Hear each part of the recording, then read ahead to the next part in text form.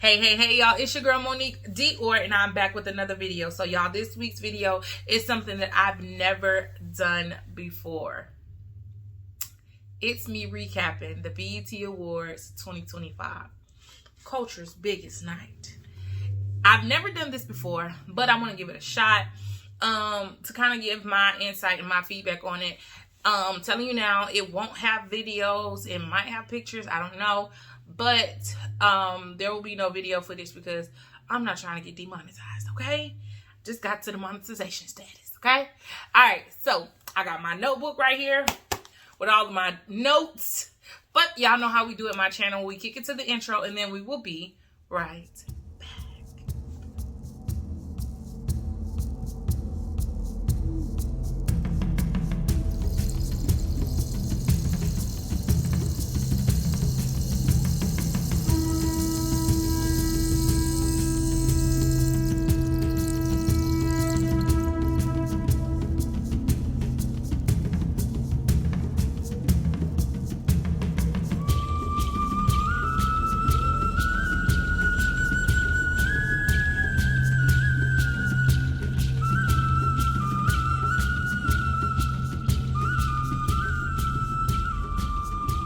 All right, y'all. So I'm not even gonna hold y'all. It has been an extremely long time since I've actually sat down and watched the BET Awards from beginning to end. Now, when I was younger, we would watch the red carpet and all that good stuff. But it's just been, lately, it's been falling off. I've caught bits and pieces on like Instagram or on Facebook or something like that. I usually tweet during the show. I didn't tweet this year because I was, y'all, let me tell y'all, I'm not playing. Let me go to it. I was legit writing notes. Like, I got notes for us to talk about. Okay? I got notes. I got notes on notes on notes.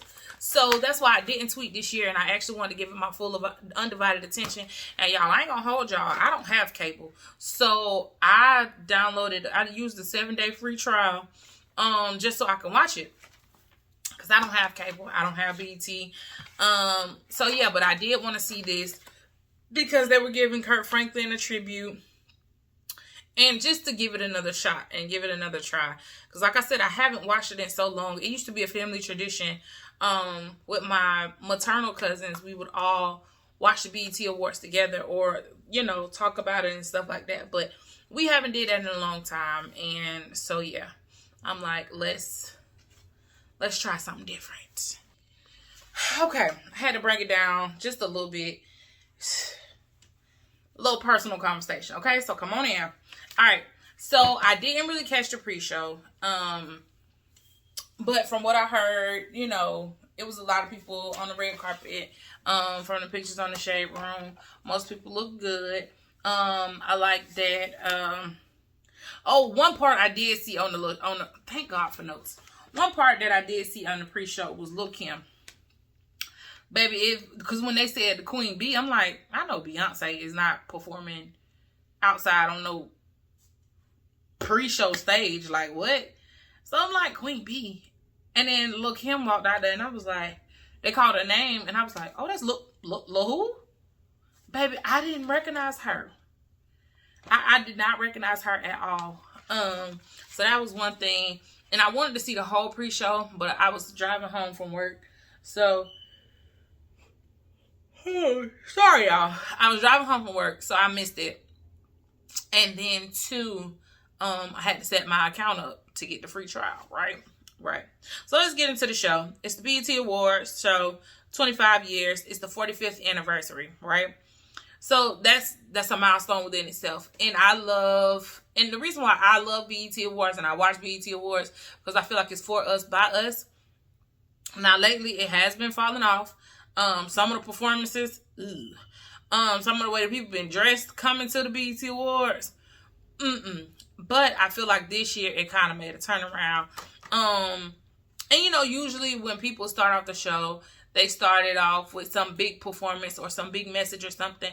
Kevin Hart was the host this year. He didn't do that. Kevin came out there in his suit and he talked. And now he threw a couple jokes. And of course, nowadays, what's commentary without a Diddy joke, okay? And I laughed and I wrote it down. Kevin Hart said he had the show on a Monday night at this time, so after the show, y'all can take y'all butt home. He said it won't be no after parties and no oil, no slippery slopes around here. And baby, of course, everybody laughed. I mean, it's the running joke now, okay? He said he had the theme this year he wanted it to be black tie so that they can get back to the essence of dressing up. And that is one thing that I really do appreciate and love, because lately people have been coming to the BET Awards naked and looking like, yeah.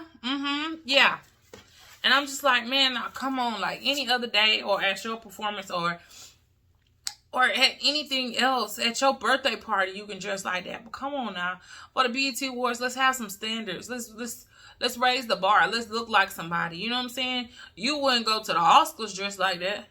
You wouldn't go to the Met Gala dressed like that. So for stuff that's for you, like, let's appreciate it. Let's not treat it any kind of way. Yes, pull up, still be sexy, still be fly, but still be appropriate too. You know what I'm saying? So after that, they kicked it off. And they went into this 106 in Park tribute.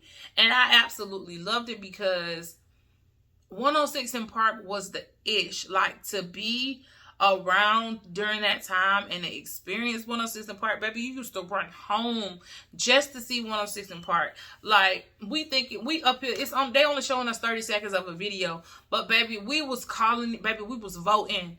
We wanted to see who was number one. We wanted to see who was gonna perform. We wanted to see who was on the couch. We wanted to see what was gonna happen. 106 in Park was amazing. So that tribute to them, it was everything. And to kick off the tribute,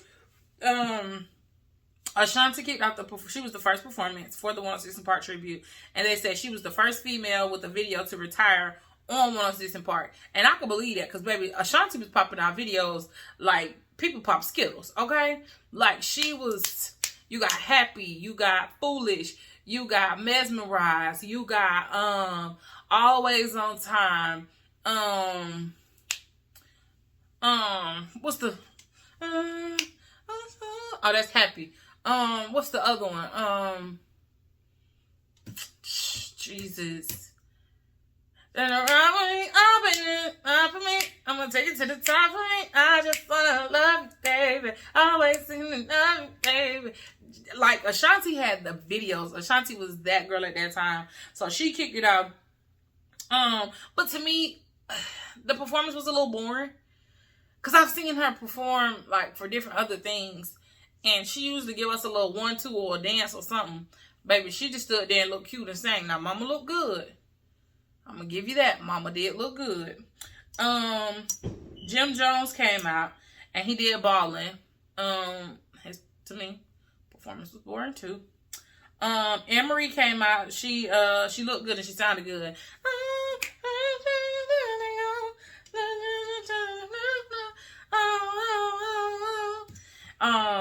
Who else? Then Terrence J came out and introduced the next segment. Terrence J still looked good. Then Keisha Cole came out. She looked good. I loved her hairstyle. Her hairstyle was really, really cute. Shout out to Keisha Cole for that. And then Maya came out. She looked good. She had a good performance. I can't think of the song right now. Jesus. Y'all, they popping fireworks outside like it's the 4th of July. I don't understand. Go to bed. Then Big Ticket, he came out and he did a little speech or whatever, talking about 106 in Park. He looked good. Then T.I. came out. Y'all, when I seen T.I. came out, what you know about that? I got so hyped and so excited. Like, I got hyped and excited like I was in the crowd. Like, I don't know, just that era of music just lights a fire in you, and it makes you excited to sing along and be a part of it. And he performed some of his classics, and y'all, damn free. I don't care what nobody say. The best host of 106 in Park was AJ and Free. Tigger and Jaleesa, they did good. Roxy and Terrence, they did good. Bow Wow and whoever he was with, they was alright. But baby, ain't nobody touching AJ and Free. They set the stage. They set the standard, okay? And Free came out there and Free looked so good, y'all, in her dress. Like, just not just the dress, but her face, her body. She looked good and sound good, okay? Shout out to Free. Then y'all, they closed. Well, I thought that they were gonna close. I thought that was like the end of the 106 in Park spiel when when Free came out. But y'all, they bought B2K out. All four. J Boog, Raspy, Omarion, and Lil Fizz. And I'm just like, the little girl in me just was fangirling. I was always a J Boog girl. I always loved J Boog. He was so fine. Well, ain't no was fine. He's still fine. J Boog was always my person. Now, out of all of B2K, I love J Boog. I don't know why. Even if you got served, my eyes was always on J Boog. J Boog, J Boog, J Boog. So yes, when they came on, and y'all, they came out clean, and they all white. Did they look pop-up intro? And I'm like, yes, take me back. Take me back to the early 2000s, okay? They look good, and then they had a dance routine to go with their music. So I'm like, that. Now that's how you do a reunion. So I did see them pop out with Omarion on the Millennium Tour this year, but they did like a little 1-2, but they ain't do too much. But this, they actually had dance routine. They was singing. Lil Fizz, they did bump. Yeah, it's all about me. Baby, show me. Baby, turn around and let me see that sexy body go bum. Lil Fizz got up there doing his little rap or whatever. I'm like, okay, Lil Fizz, with your little braids. We see you.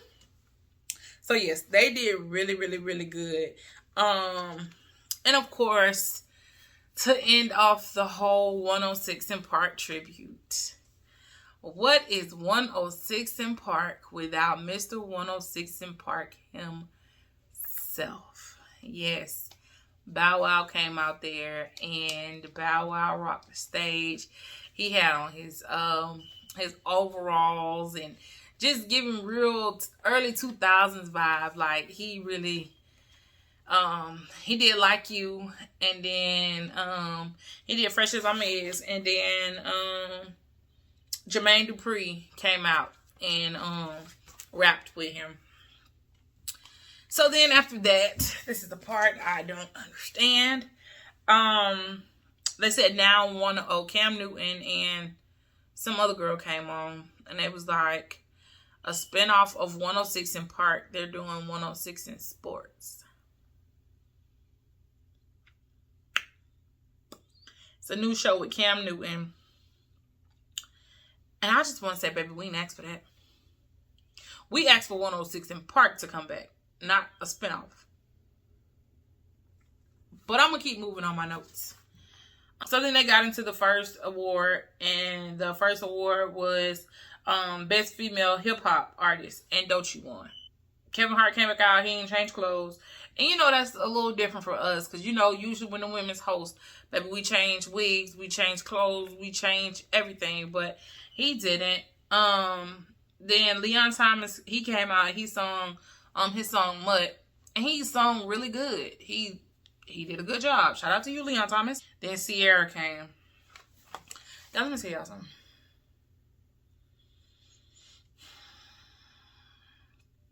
God took his time when he made Sierra. Sierra is beautiful. She can dance.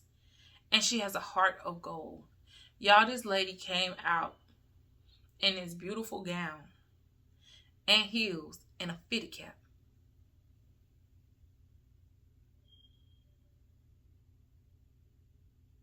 A black A-Town fitted cap. And still ate down. Like, how? Somebody please tell me how. Sierra look good. And she presented the what's the dang. I can't think of the stage, but it's like the little off the side stage type stage. And she presented a girl named Raven, and baby Raven. I ain't like that performance. Raven should have performed either at the pre-show or at her house. I didn't like that. Not for it to be or was it a Rising Star stage? I don't know. Something. But Raven could have stayed home with that performance.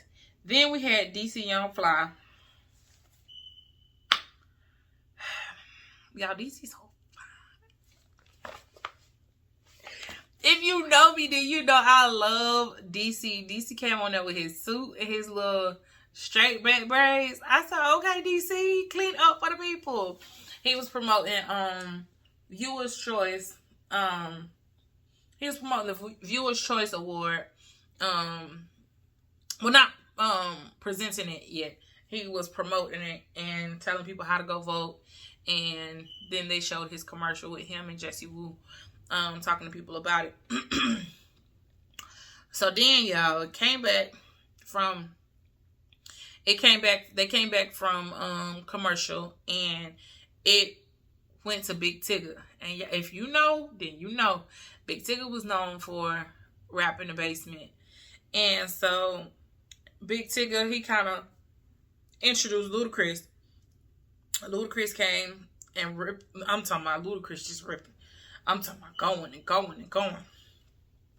Y'all, then Chocolate Dropper came. And if you don't know who Chocolate Dropper is, and he rapped over the Squabble Up beats and it was a whole show. Okay. And then D Nice came and he opened up and did a mix of Mariah Carey songs. And I might get some hate for this. The lambs might come for me. And I'm okay with that. I'm perfectly okay with that. Because I'm saying what I'm saying. And I mean what I'm saying. And I'm saying it with my whole chest. I've never been a Mariah Carey fan. Yes, she got some bops. But I ain't never been like, ooh, let me go see what Mariah Carey doing. Or, ooh, what's the latest Mariah Carey song? Never been me. Never been me. Like, even, what's the song? All I Want for Christmas. I don't even play that during Christmas. I play everything else except for that song. But I'm gonna give it to her. Her dancers were on point. They looked good. I didn't like her performance. They shouldn't have had her perform. She literally stood in one spot like she was scared. And it was boring. Something they could have cut out the show. Crystal Renee, my girl always look good, no matter where she at or what she doing. She presented the best female R&B and pop artist. Look, my next thing, Lizzo looked good. The camera panning over to Lizzo. She had on the black dress, got on a blonde wig, and Lizzo looked good, okay? Period. Then they did Lil Wayne. He opened with a verse from his new album. I haven't listened to the new album yet. So I can't tell you if it's trash or if it's, or what it is. I ain't heard it yet. I'm gonna get around to it. But I feel like he should have did more. By him being Lil Wayne. He did the verse from his new album, and then he did a Millie. Best new artist went to Leon Thomas. He was like, whoa, I can't believe I won. His mama missed it because she was at the bathroom. But she came up, she walked back in right when he was on stage. But it is what it is. Shout out to Leon Thomas for winning Best New Artist. This performance was in my top 3 performances, y'all. And it's my girl. It's the G to the L to the O, Big Glow. Y'all, every time I've seen Glorilla perform thus far, she's given a full-blown performance. She's giving in like, you gonna know what she doing. Like, you gonna follow her. And I absolutely love that. And I love that some of these artists are getting back to the basics, to having dance routines, to having concepts and having themes, and they're actually dancing. I love that. Y'all, Glorilla did Let Her Cook for her starter, and baby had a whole chef background. Come on. Like, I love it. Every time I see her perform, she put thought into her performance, and I absolutely love it. And then after she did Let Her Cook, she went into her song Type. The song where she sampled Keisha Cole Love, and she had Keisha Cole come out singing on the piano, and they sung together. It was really, really cute. And Keisha Cole, again, looked good. Okay? Shout out to Big Glow. What else? Glow had a good dance routine, and I said that, and she looked good. Then they did the Quincy Jones. They did the tribute of all the people who've fallen thus far, and they got the Quincy Jones, and they stopped and they did his tribute. Luke James, Lucky Day, and somebody else. Luke James, he was my favorite performance, and he was the only person, honestly, not even gonna lie, that's the only person that I knew out of the whole group of young men. And then Stevie Wonder. Stevie Wonder presented Jamie Foxx with the Ultimate Icon Award. That was the first Ultimate Icon Award that was presented for the night. And y'all, Stevie was petty. He talked about he watched and edited the footage for Jamie's tribute. And he know he can't see it. And then he made a joke too about Jamie. And it goes to show the type of person that Jamie is. He said Jamie called him when Jamie was playing Ray. He called him to kind of like pick his brain about being blind. That is what you call doing the work. Okay? Most people just would have did like this, you know, to act like they blind. But no, he did the work. He, you know, that was bold of him. And I could tell that they have a really good relationship or a good friendship. What else? Babyface opened the tribute. And sung one of Jamie Foxx songs. And then Ludacris came and he did Unpredictable. And then Tank they talked about Jamie getting an Oscar for playing Ray Charles in the movie Ray. And so Tank came out and he did the scene from Ray. And Tank over there. But I mean, Tank do this anyway without glasses or without being blind. That's just how Tank is. And then him and he started singing Night and Day. And so Jennifer Hudson came out, and Jennifer Hudson also sung with him. And y'all know Jennifer gone Jennifer, and that means Jennifer took the people to church. Okay, singing her song. Then Dougie Fresh came out, and Teddy Riley. Teddy Riley played the little thing like this and altered his voice with the auto-tune. And then of course T-Pain came out and rapped his song, and they did Blame It. Jamie, his sister, and everybody that was crying during the tribute. And Jamie had a long speech, but basically he was grateful. He cracked jokes with Stevie. That's how he called Stevie Wonder, and Stevie Wonder was laughing. And Jamie was up there talking for a long time, and Stevie was holding the trophy. And Stevie just wandered over there and gave him the trophy. He was like, how he knew where I was? So they just cracked jokes. But that was good. The second dude on the Amplified stage didn't like him. So that was the name of the stage, Amplified. So both Amplified performances, I did not like them. Y'all, this is the part that was funny, and everybody was talking about it on social media. Kevin Hart came back, and when they came back from commercial, Kevin Hart came back acting like Usher. Y'all know the infamous Usher red robe at his Vegas residency when he feed the people the cherries. And Kevin was trying to feed the cherries to Sheena Arnold and Kerry Washington. They weren't having it. They weren't having it. It was so funny. And Kerry Washington introduced Tiana Taylor. And Tiana Taylor did a snippet from her new album that's dropping in August, Escape Room. And even in the performance, Tiana came out and Tiana started dancing and started doing a routine. And then Taraji came and she did a monologue during the performance. Y'all, let me tell y'all something. Tiana Taylor is creative as all get out. Now that's, if you're gonna do it right. And that's how she do it every single time. Y'all, Tiana ate down. Like, it was like a futuristic performance, but it tied into her her trailer for her album that's coming out in August.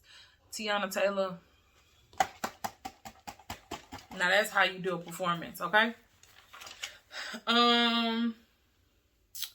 What else? Mariah the Scientist. They could have got somebody else to do that intro, because she got up there and she got like she didn't want to be there. I'm Mariah the Scientist, and I don't even remember what she was talking about, but whatever it was, I wasn't interested because of her attitude made me uninterested, okay? And then, y'all, my girl Keke Palmer got up there to present Album of the Year. Now, I had an issue with some of the people that was in Album of the Year. Now, again, these are my thoughts, my opinions, and my views. For Album of the Year, I don't understand why Drake was in there. Don't understand why Cowboy Carter was in there. And I don't understand why The Weeknd will Hurry Up Tomorrow. I don't understand why they was in there. Album of the Year, meaning I'm playing it with no skips. Now, I do understand why Chris Brown, 1111, Glorilla Glorious, and Kendrick Lamar, GNX was in there. And I was happy that Kendrick Lamar, GNX album won. And baby, I was in here clapping and screaming like I won. Now, tell the little clear, unseasoned, hating person, add that to your lawsuit. Huh? Because baby swear that the numbers was padded. No, GNX was a good album. Not Like Us was a banger. Baby, as long as music is music, they're going to play Not Like Us. That's a Negro spiritual at this point. It's a black hymn. It is imprinted into our DNA at this point. So, don't get me started down that rabbit hole. But I'm happy that Kendrick Lamar won Album of the Year. And Kevin Hart was so funny. He was like, man, you winning everything, so I just bought you some more trophies. Kevin Hart literally came out with about 5 or 10 more trophies. And he was like, I don't know how you're going to carry them, but you figure it out since you want to win every goddamn thing. Hilarious. Then Tyler Perry came out. And Tyler Perry gave a speech about them trying to erase history, and a speech about leaving footprints and not allowing people to stop you. And the quote that I took from his speech was, don't let your worry be greater than your faith. Y'all know I had to write that quote down because Tyler Perry be speaking, okay? And then he talked about him creating a table and not waiting on other people to, create a table for him. And then he talked about his show that was coming on after the BET Awards, The Voice Sisters. And he talked about how he loved black women and support black women, and how he's made so many actresses and actors millionaires and billionaires. Then Ledisi came on and she did a song, Black Women, with iconic black women on display behind her as she sang. And Ledisi did look good in her red dress and her red lipstick. I said, period, Pookie butt. And then Kai, Sanat, and Drewski, they came and they play all day. Kevin Hart was trying to get them to introduce the next artist, and they up there playing and acting silly, being themselves, because they are comedians, but they were being funny. And they introduced Playboy Cardi, and baby, I was so lost. I didn't know who a Playboy Cardi was, and I didn't know what he was saying or what he sung. So during that part, I started playing games on my phone. Then DC Young Fly came back out to present the Viewers' Choice Awards. Of course, Residuals, Chris Brown won, but he wasn't there because he's out on tour. And I love Residuals, but I didn't vote for Residuals. I voted for Not Like Us, because y'all know, baby, Not Like Us, I'm still playing it like it just came out yesterday. We getting through the notes, y'all. We getting through the notes. And how I feel. Oh, we almost done. I guess I'm moving faster than I thought I was. Okay. So then they did, then Busta Rhymes came out. Busta Rhymes was looking really good. He presented the Ultimate Icon Award to Mariah Carey. I already gave my spiel earlier about Mariah Carey, but he thanked Mariah Carey for helping him cross over and blah blah blah. And she came out, and again, I was playing games on my phone, but this comment sparked my attention. She said, "I heard it's my first BET award. Never."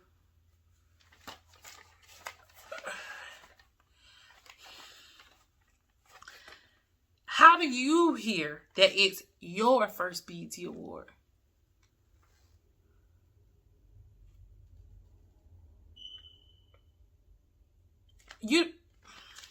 Nope, not gonna do it. After that Icon Award, they went to the next Icon Award, which was Snoop Dogg. And of course, Dr. Dre presented Snoop Dogg's Icon Award. Snoop looked good, y'all. Snoop looked good. And his wife Shantae standing right there next to him looking good. He had a good thank you speech. And Dr. Dre did a good intro. Talking about his professional side and his hood side. And of course, y'all know who was doing the narrating. It was my girl MC Lyte. She looks good. And Snoop came out and he performed. And he had dancers in blue and red suits. I thought that was so cool and so cute. Although everybody know who Snoop is with. But they both had blue and red suits, which was really dope. He brought out Charlie Wilson. He said that Charlie Wilson was his life coach, and Charlie Wilson performed outstanding. Then he did a slight tribute to the No Limit Soldiers. And he did his part and touched some other hitters, because I'm down for my hitters. And then he brought out his friends, Corrupt and Warren G, and they did their song, It Ain't No Fun If the Homies Can't Have None. They did really good. I was proud of them. And then it went into the Bobby Jones Best Gospel Inspiration Award. Now, I wasn't too happy about this one. So the songs that caught my attention, or that I knew, or that I listened to, was Amen by Pastor Mike, Deserve to Win by Tamla Man, Rain Down by Glorilla.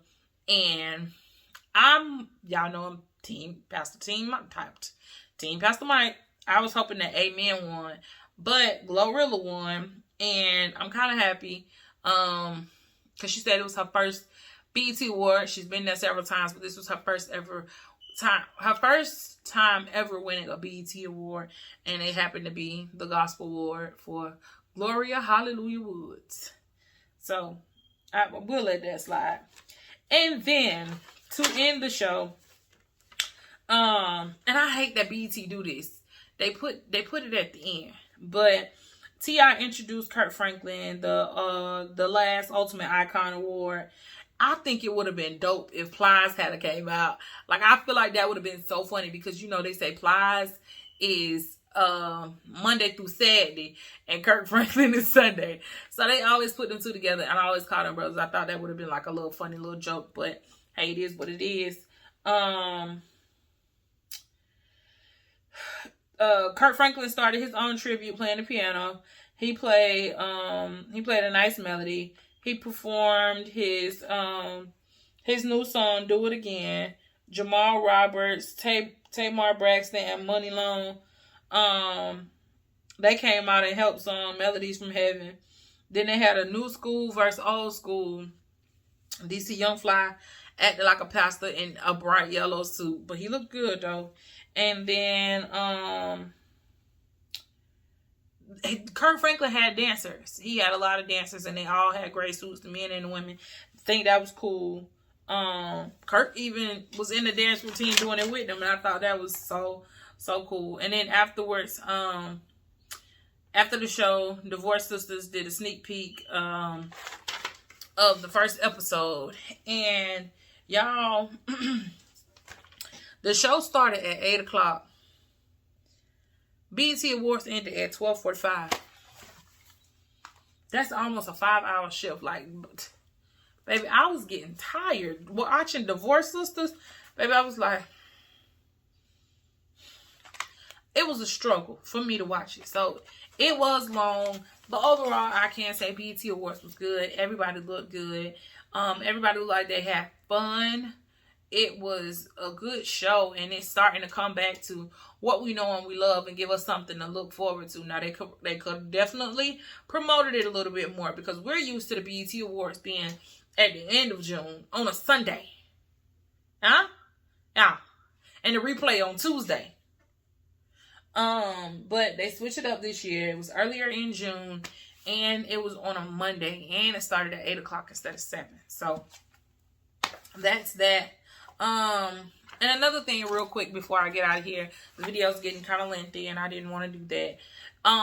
Y'all, I seen a post on Facebook and I think it was the DJ for 803 Fresh or somebody in 803 Fresh, camp. That's the dude who sang Boots on the Ground. They were disappointed that he had to perform outside, on the, pre-show stage. And I'm just like, yes, do not get me wrong. Everybody's doing Boots on the Ground. Don't get me wrong. Everybody clacking fans. Everybody's Southern Soul now. Everybody want to wear boots. Everybody want to line dance. But the sense of entitlement.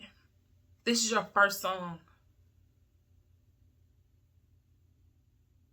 If you continue to make good music, you will be on the main stage. Like, you got to think about it like this. Like, this is your first song and you were on the outside stage. That's a major accomplishment that some people can't even say. Some people been in the music game and dropping music and hits for the last 5, 10, 15 years and only make it to the red carpet. Some of them even don't make it to the red carpet. You had a chance to perform within your first year. Enjoy it. Keep soaring. Keep making great music. Next thing you know, you're going to be on the main stage doing Boots on the Ground. Next thing you know, they're going to create a Southern Soul Award. Be grateful. That's it. That's all. I ain't got no more. Thank y'all so much for watching this this video. Is actually longer than I planned it to be, but it is what it is. Thank y'all for tuning in. This was my mini recap of the BET Awards. I had to switch some stuff around so I can get this out before I put the model show out. So actually the model show happened first, then this. But I'm going to switch it around for timeliness. And so I'm going to put this one first. And then next week we'll post the fashion show. And then after that we'll do the concert. Okay? No, it's the junk journal and then the concert. Oh, I got a lot. Anyways, thank y'all so much for watching. Until next week. Love y'all. Later.